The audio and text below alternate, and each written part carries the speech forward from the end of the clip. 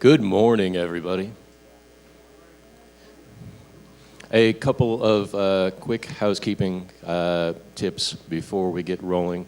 The college has asked us to not have food and drink in this room to make sure that there's these wonderful seats and everything stays.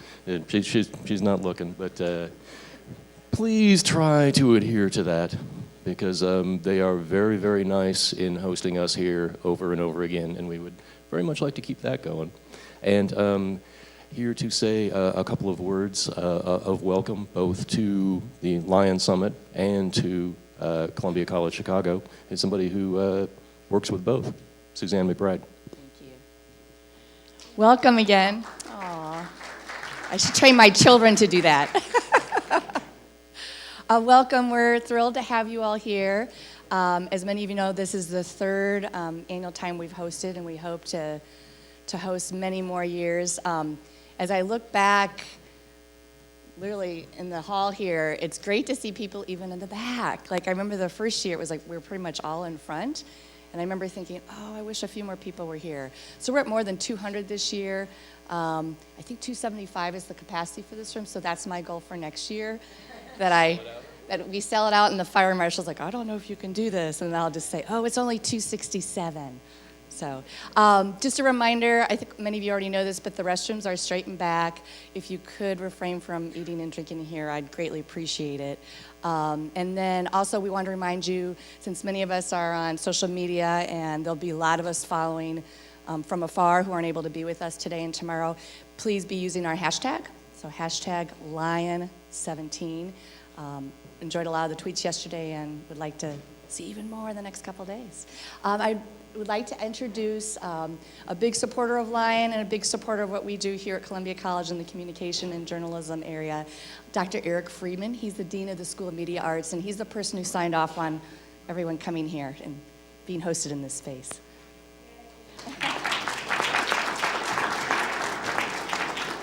Thanks, Suzanne. Just a quick welcome. We are always pleased to host Lion. We hope you will return to our halls next year and every year following. We will continue to find new spaces and increase our capacity. This gathering is so important to us. It's so important to me, too, my work on software studies.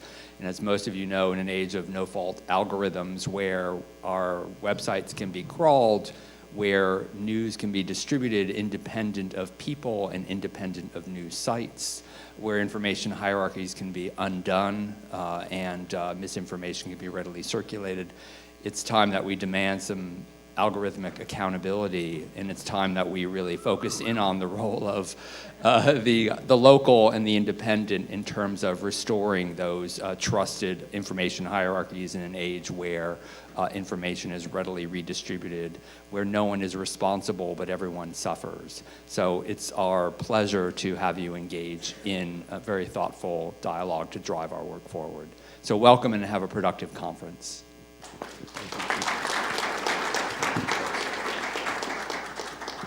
So we are running a few minutes late, as we always do in the morning, being journalists, but we're going to get right into it with our maybe 30 ideas in 30 minutes at this point session.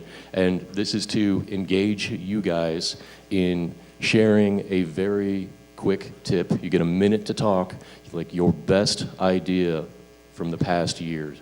Revenue, editorial, management.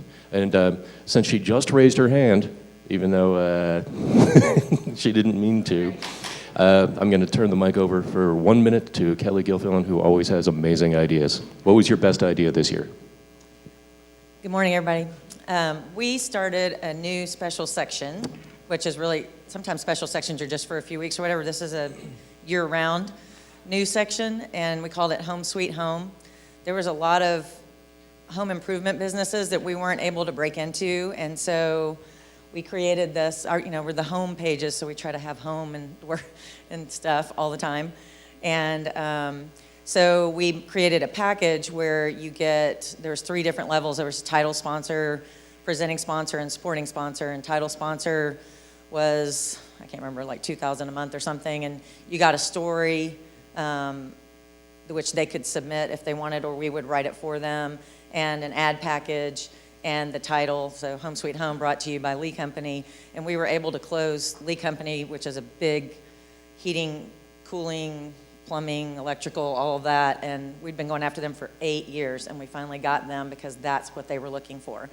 And then we were able to bring in a granite company that we hadn't been able to sell, and a realtor we'd never sold before. And so, but it's category exclusive. Like if you're the realtor, there's no other realtor in the Home Sweet Home. But packaging the sponsored content and the ads and the social media, we would tweet out all the stories, really worked. And so if you want home improvement clients, that's one way to get them.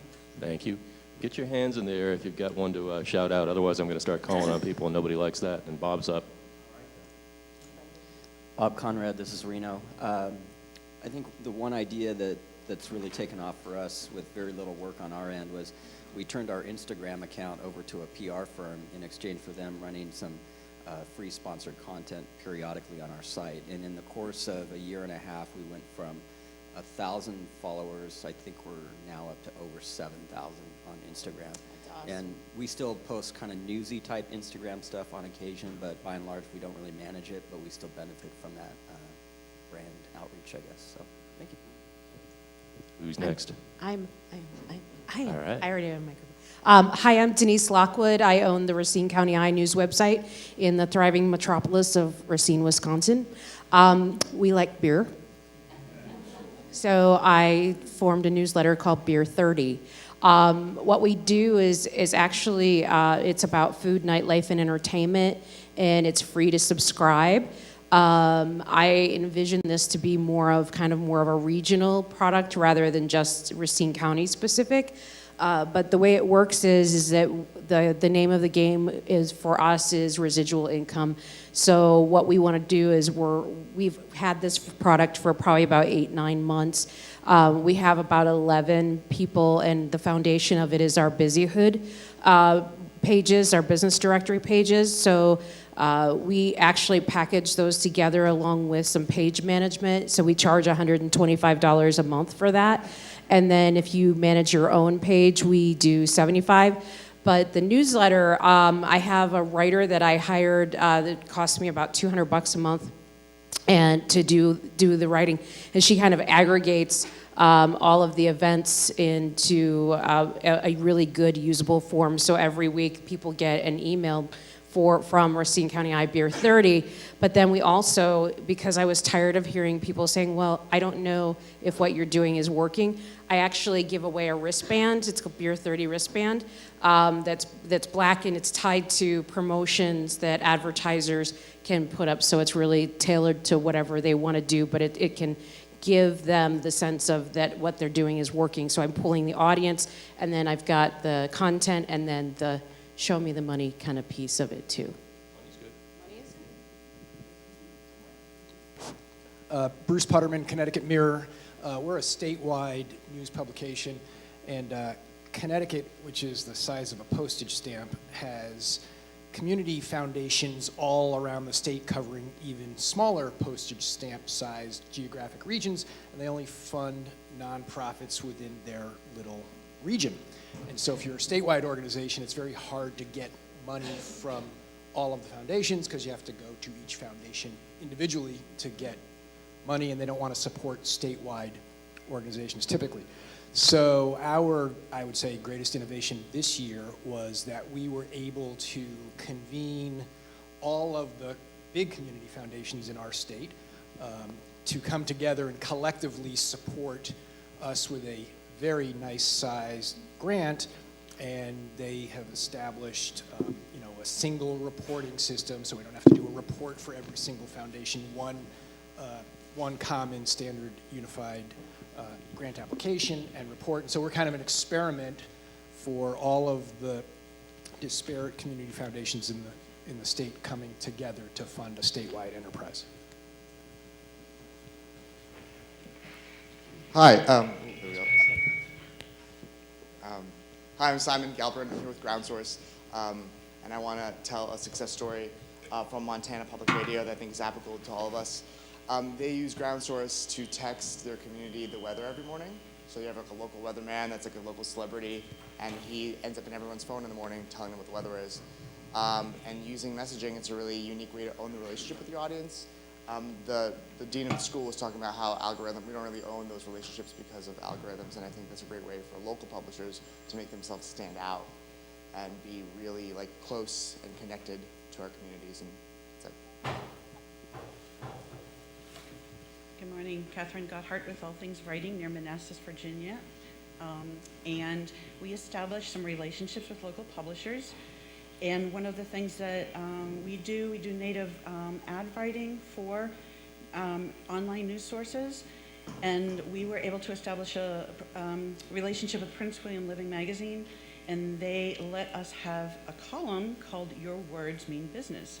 So we give them a discount, and we get our own column, and it works out great. Yep. I'm Robert Chappell with Madison 365 in Madison, Wisconsin. We're a local nonprofit news focused on people of color, so we have a relatively small audience, but a very valuable one. Because the audience is small, trying to sell banner ads and stuff was a challenge. So we started an outreach membership program for local businesses, or whatever business wants to. Basically, we sell. It's basically an ad package. What we call it a membership, so they feel better about it. And so rather than saying, hey, buy an ad, they weren't getting the whole buy an ad thing. But be a member, be associated with our brand, reach our audience. They get it. So we got packages from $500 up to $10,000. Comes with some ads and some custom content and some listing in the annual report and that kind of stuff. And they get it. And it's our first year with very little effort. We got about $75,000.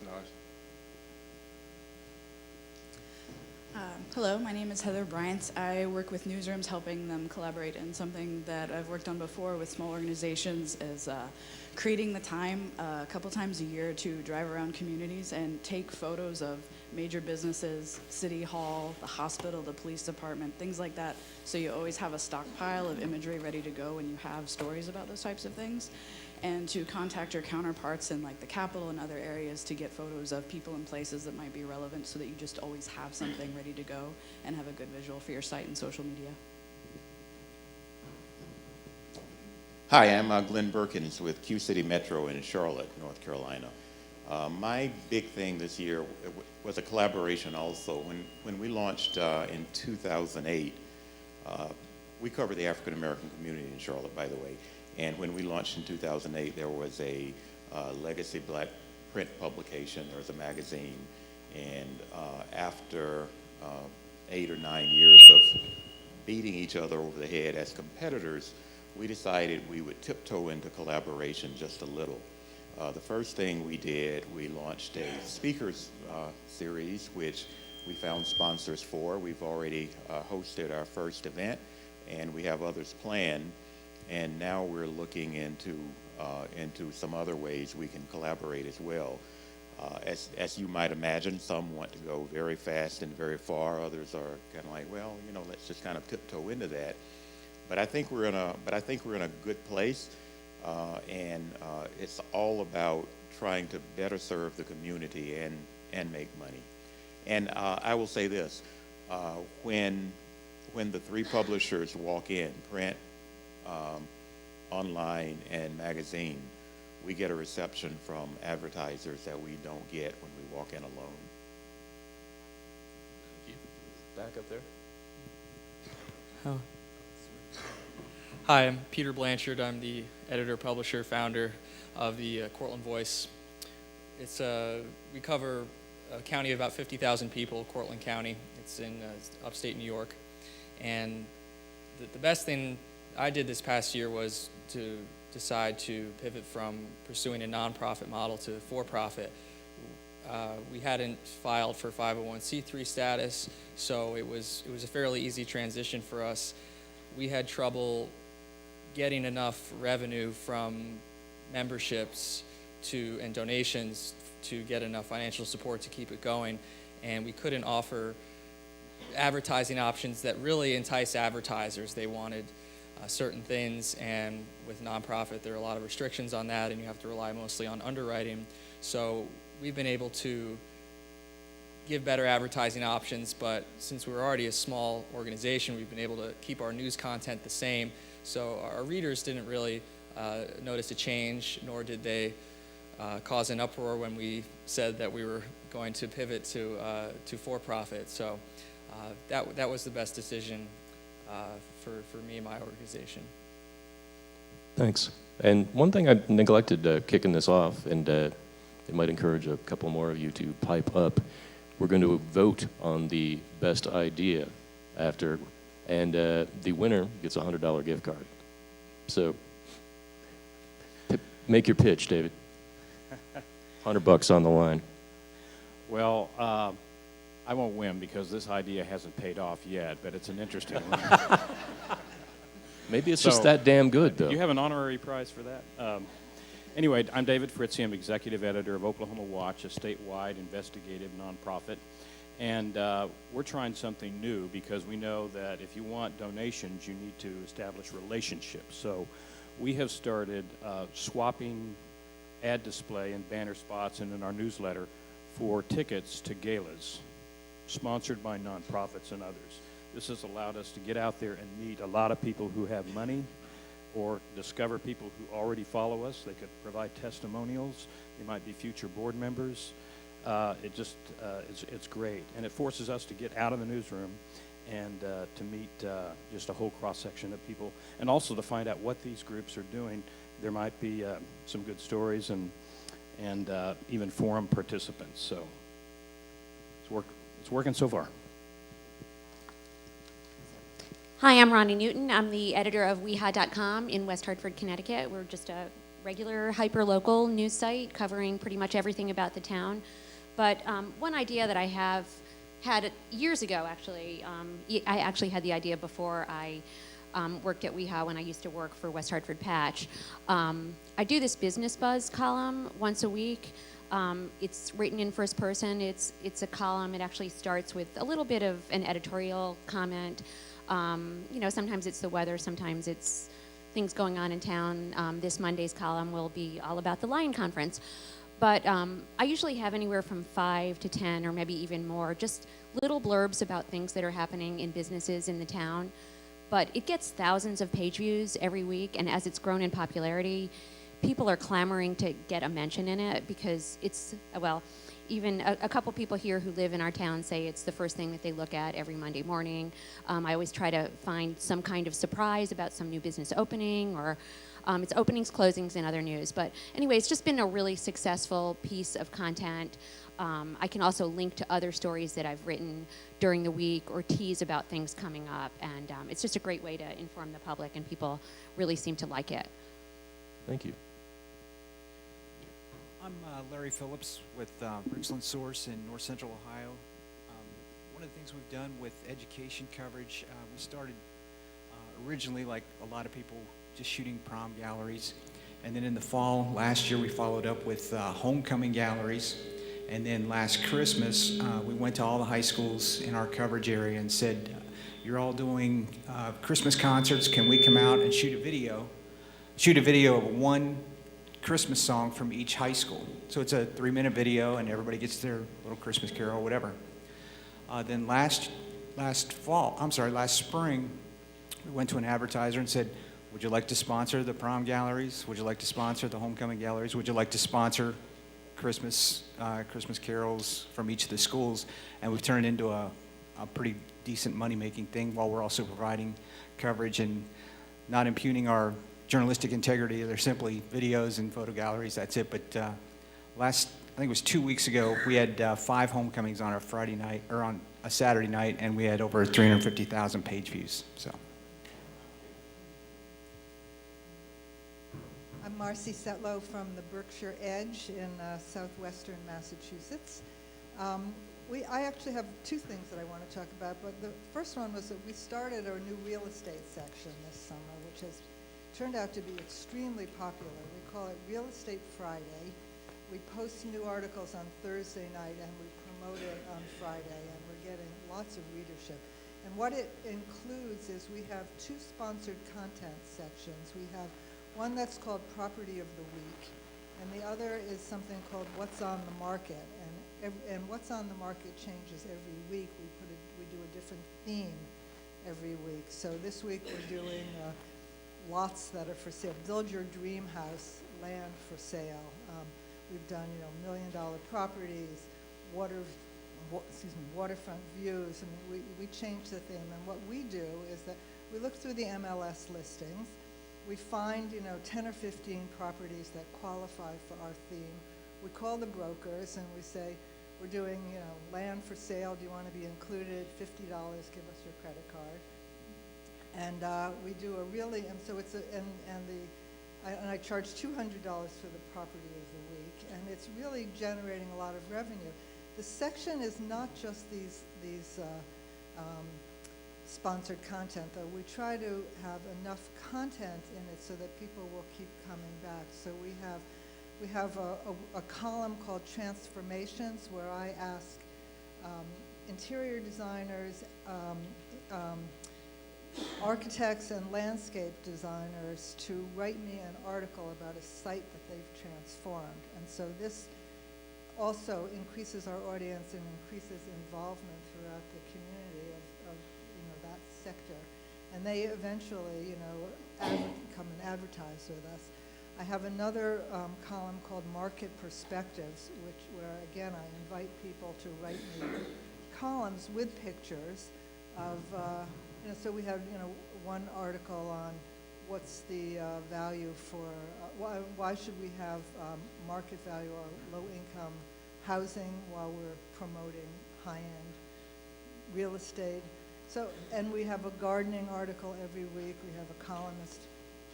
And we have the real estate transactions. We subscribe to the, all of the sales in the area. So we have a full real estate section, which we promote on Fridays. What we do is we have a regular email that goes out to all of our subscribers every morning at 5 a.m. And then on Friday morning, we send out a second email, which is just Real Estate Friday, which lists just the articles in Real Estate Friday. So then we're promoting those links on Facebook as well. So we're getting, and we're starting to get, brokers calling me and saying, I want to be listed. When are you going to do this, or when do you have an opening? And it gives us a way of going to a whole new category of advertisers too. So that's been very successful. The other thing that, I know I've spoken before that we have this calendar, which I am hoping to lease to some of you. But one of the things, and it's a calendar where you can sort events by date or by venue or by category. And this, just recently we added a new sort, which is towns, so that it will sort, if you put up the name of a particular town in your area, it sorts all of the events by town. Now, we just started this again. I don't know if it's going to be successful either, but we're hoping that now we can begin to group together advertisers from a particular town. For example, we're now trying to do celebrate Christmas in Great Barrington, which is our hometown, and have all of the Great Barrington merchants clustered around all of the events that are taking place in Great Barrington during that month. So this, we're waiting to see if it works, but we certainly have the potential.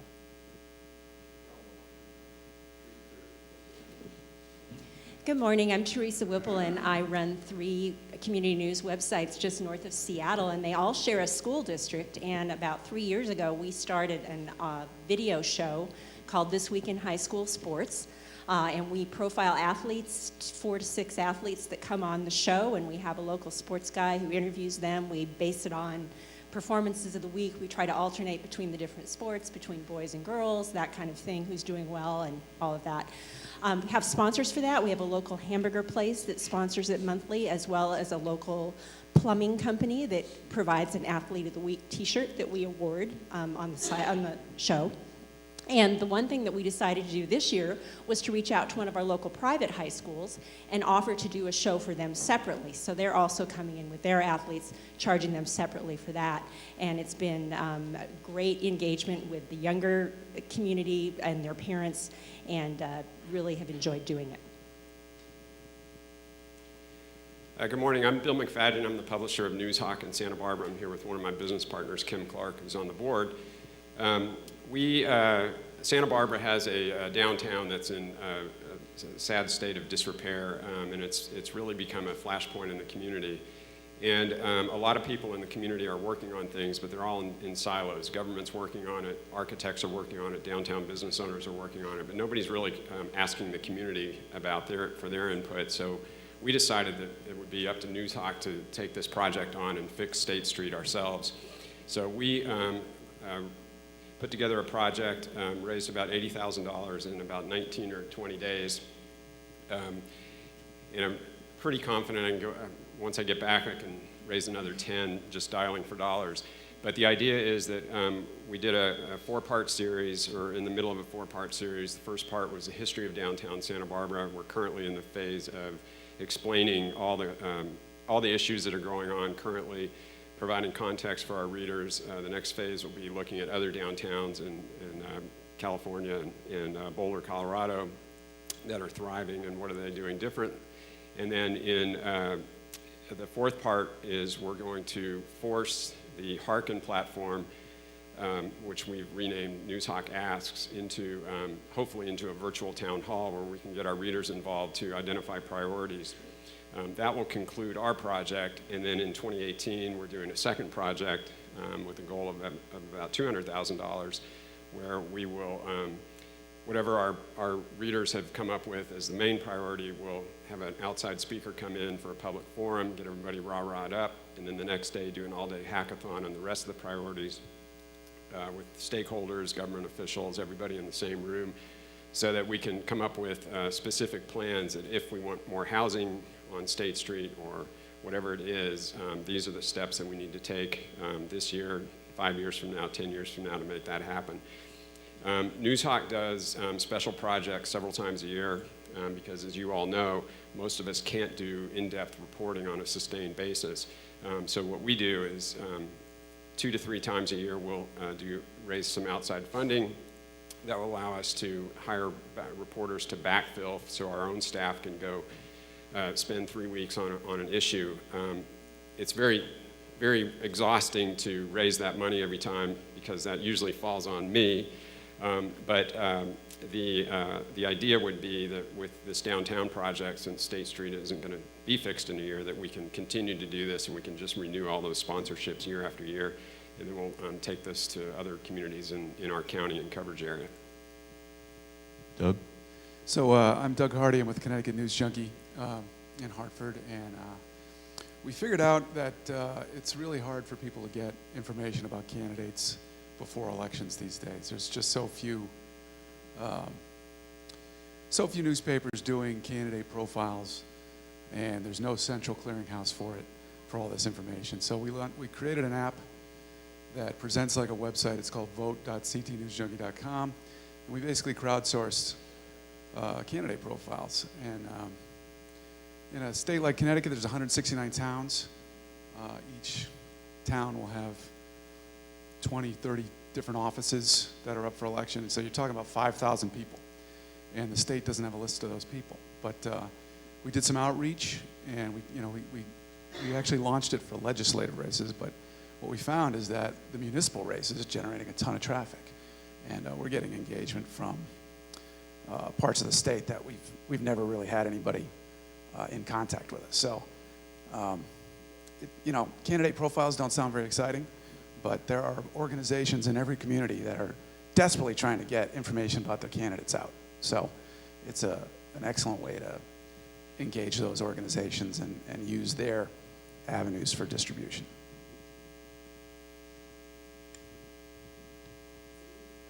Okay, that was easy. This isn't, I think this is something that anybody could also do. It's not making money for me, but I've been wrestling with Facebook for a while, as many of you do, about how to beat the system or how to get more reach and engagement. So in my community, Manchester, New Hampshire, there was a pretty good group page, what's happening now, what's Manchester happening now, or something like that.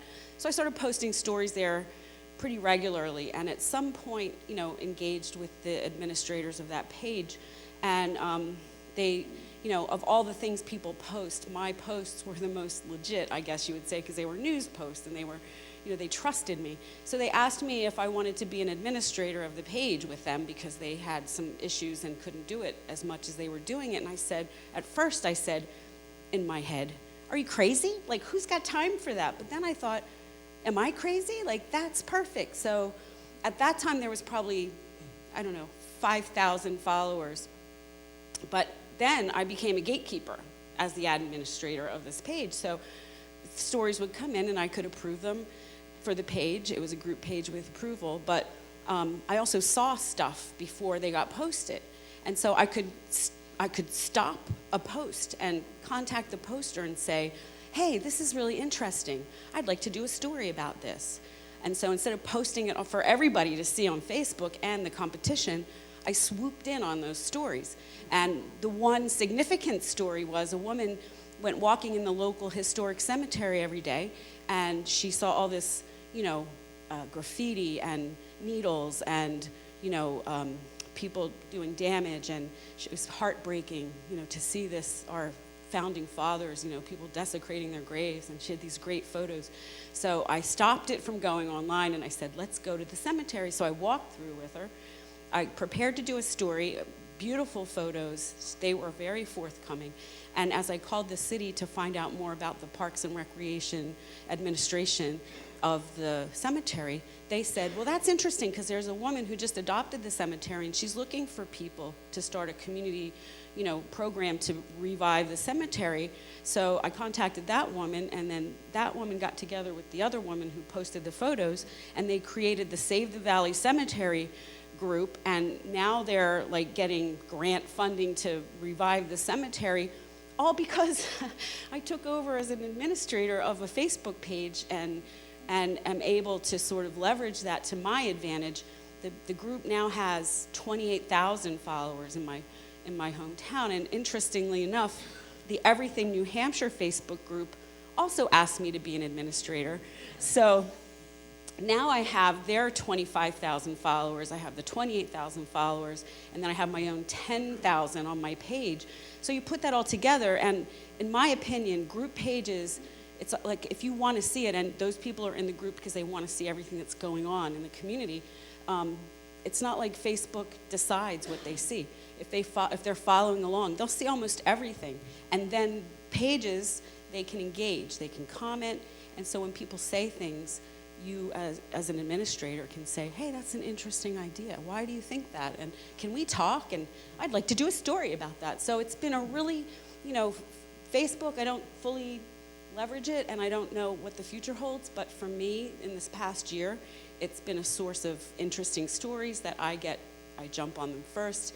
I've been asked to come on a couple of radio shows, not because I'm a trailblazing journalist who started my own independent news site, but because I'm the administrator of the What's Happening in Manchester Facebook page, and that's like, people recognize me at the supermarket for that. So I'll take it, I'm a Facebook celebrity, I guess. But I mean, so that's been, I think anybody could do that. You just have to kind of find out who's administrating those community pages. These are your people, the people in your community. And if they'll feel important because you're a news person. Everybody, gets a little starry-eyed when the news people are around. So I really feel like if you can figure that out, find out who's running those groups, if they're growing, get involved, and even offer to be an administrator. Like, hey, I'd be happy to help out if you need any help. Who knows, it might be golden for you. So that's my tip of the day. I think we've got time for one more entry into the $100 sweepstakes. All right, maybe two. All right, we'll get you it. So Elizabeth Page with North Carolina Health News. Two quick things that we did that were just nice little bumps from our past experience. We send out a reader survey once a year. I got this idea from Charlottesville tomorrow. 2 years ago, they told us that they had a little mascot that they put on some of their fundraising brochures and things as one of their staff person's pet dog. So we have our own chief morale officer, Marconi, who is our editor's dog. And I put instead of asking our readers to do the survey and have the request come from us, it came from Marconi. Marconi requested that you do the reader survey. We had 2.5 times higher response rate to our reader survey. Well, and because we included the dog. The dog was on the email that went out to readers asking them to complete the survey, and then when they went to the survey, the dog was on the front page, and at the bottom of the page, the dog encouraged you to go to the next page. And at the end, the dog said, "Great, now let's go play." So it worked, you know, and I found out, fun fact, a friend of mine is a professional surveyor, survey taker, or creates surveys, and he told me anytime you get 400 respondents or more in any survey, whether you're doing a massive national survey or something very local, 400 is the magic number. If you get 400, you probably have a statistically legitimate result. And we got 420, so I was thrilled.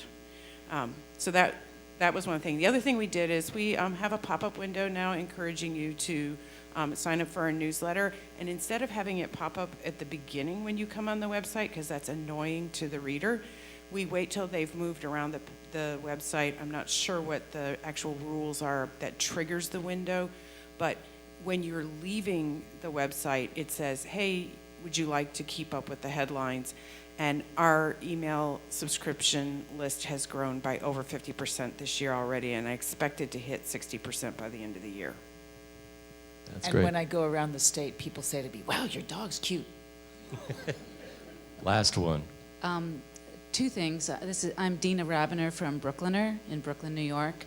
And one thing we did with summer camps, there's summer camps everywhere, was we put together a 6-month package. So from January to June, a full package for camps. So it was very formal. It was a mixture of ad, sponsored content, social, and it locked them in. So it was a great way to lock in a small organization or a small camp for a significant portion of the year and added to our revenue.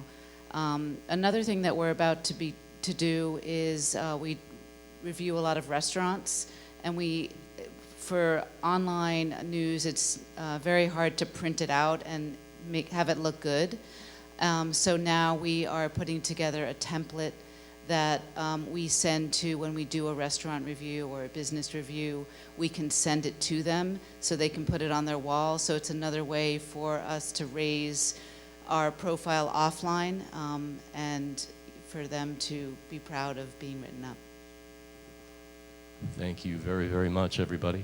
We're going to take a short coffee break, and to ensure that we keep it short, the first speakers in the lightning rounds right after that will be the representatives from Facebook. So I'm sure you will want to hear what they have to say and maybe ask them some pesky questions. So we will be back in here in 10 minutes.